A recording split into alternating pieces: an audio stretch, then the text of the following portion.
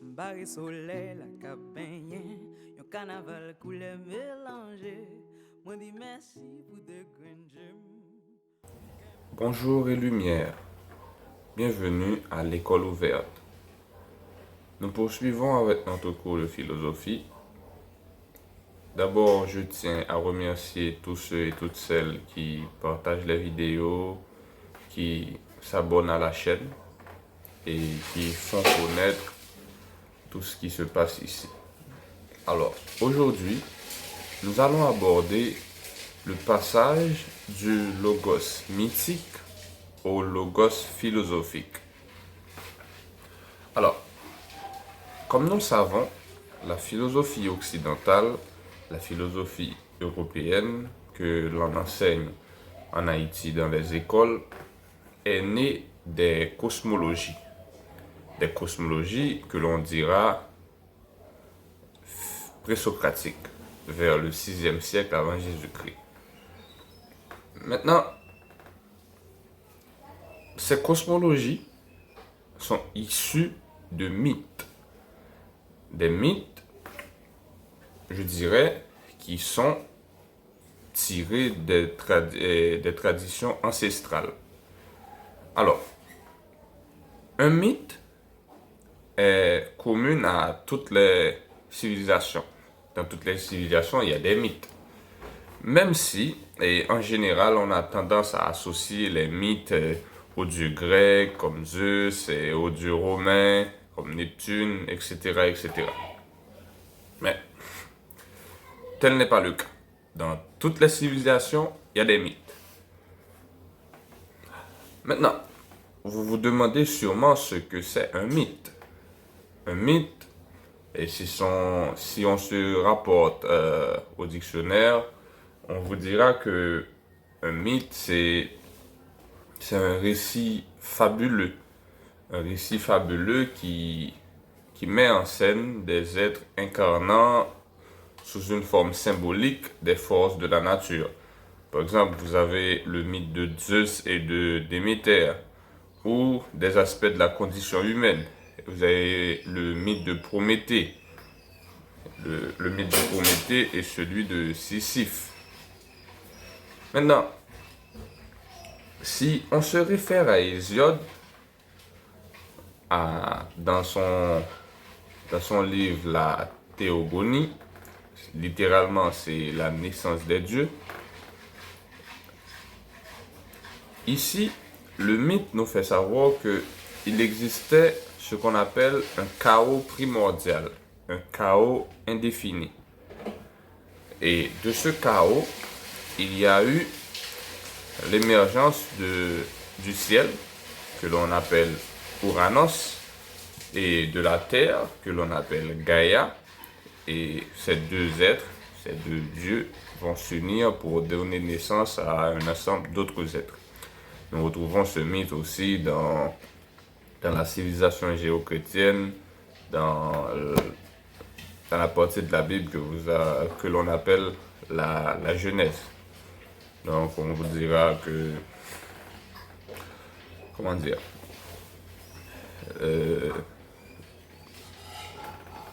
que la lumière soit, etc., etc. Et puis, poursuivons. Maintenant, après ce passage, on vous dit qu'il y aura la naissance des titans, et il y aura Chronos, il y aura Rhea. Je suis sûr que les enfants cultivés que vous êtes, vous connaissez l'histoire. Mais nous n'allons pas nous attarder là-dessus. On va avancer. Maintenant, ce qu'il y a à retenir, c'est que les premières grandes réflexions pour comprendre le fonctionnement du monde, le fonctionnement de l'univers, sont nées de la théogonie, sont nées de la cosmogonie, sont nées de l'anthropogonie. Et se sont transmises de génération en génération. Et pour construire ces mythes, on a appuyé ces symbolismes sur les astres, sur les hommes, sur les animaux, sur les lieux, sur des objets. De sorte que, même si vous voyez que dans ces mythes, il y a des démons, il y a d'autres personnages, il y a une sorte de distorsion. Une distorsion qui reflète d'abord un sens littéral, un sens apparent. Et d'autre part, si l'on creuse, il y a ce qu'on appelle un sens caché. Un sens caché qui sera révélé, je dirais, par une initiation. Et c'est là que je vous ai parlé et que la fois dernière, je vous disais que ces philosophes grecs ont reçu ces genres d'enseignements dans les temples égyptiens. Maintenant, retenez que le mythe est un mensonge vrai. Parce que dans le mythe, il y a du vrai.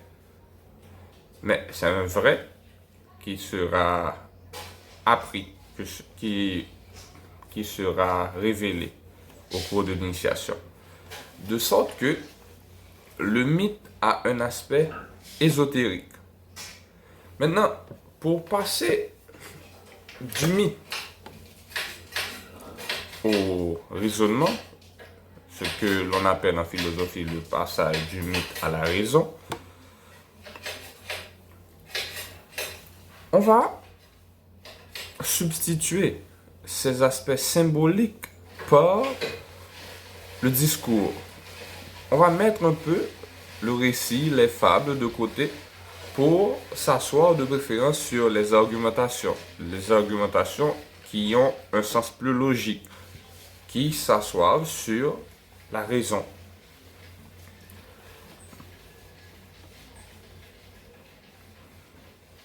Et c'est là que le logos, certes mythique, va devenir philosophique. Philosophique parce que elle est argumentative ou scientifique. Mais sachez que tout au cours de l'histoire, ces deux sortes de logos n'ont pas cessé de coexister.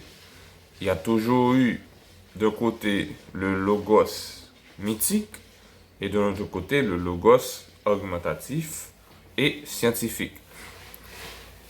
Maintenant, ce qui caractérise le logos mythique, c'est, je dirais, son ambivalence. Dans le logos mythique, on met en évidence des forces opposées, mais qui sont complémentaires. Les héros, les dieux dans le logos mythique, ne sont jamais tout à fait bons ou mauvais. Ne sont jamais tout à fait, je dirais, positifs ou négatifs. Vous voyez, dans la mythologie grecque, les pères, ils sont à la fois géniteurs et destructeurs. Mais pour simplifier la chose, le logos philosophique va adopter, je dirais, une bivalence. C'est soit ça, soit son contraire. D'ailleurs, nous avons un philosophe qui s'appelle Parménide, qui a parlé, qui a théorisé l'être et le non-être.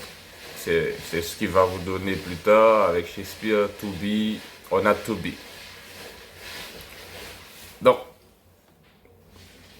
dans l'école traditionnelle, dans la pensée collective, on va avoir cette distinction entre le logos philosophique et le logos mythique.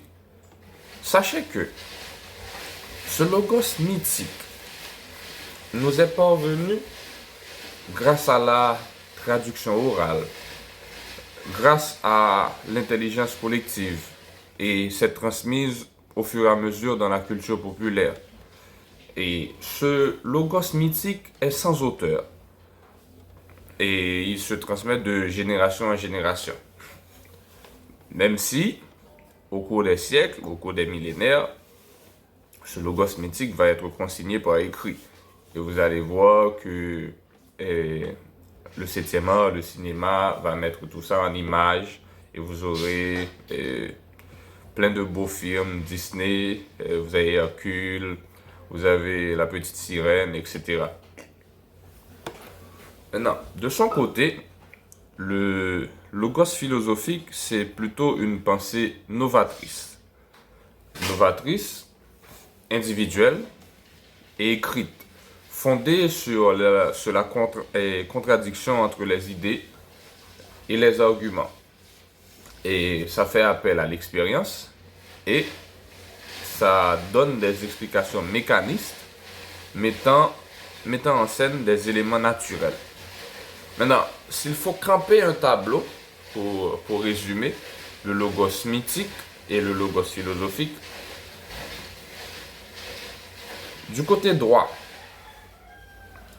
on dira que le logos mythique, c'est traditionnel, c'est un discours, c'est un récit, c'est une fable, c'est traditionnel, c'est collectif, oui, c'est un produit de la mémoire collective, c'est intrinsèquement lié à la culture de la zone, du pays, de la civilisation. Et c'est sans auteur et sa transmission est en général orale. Comme chez nous, vous savez, les Audi, il y a petit raconte. Derrière ces contes, ces histoires, il y a un sens caché.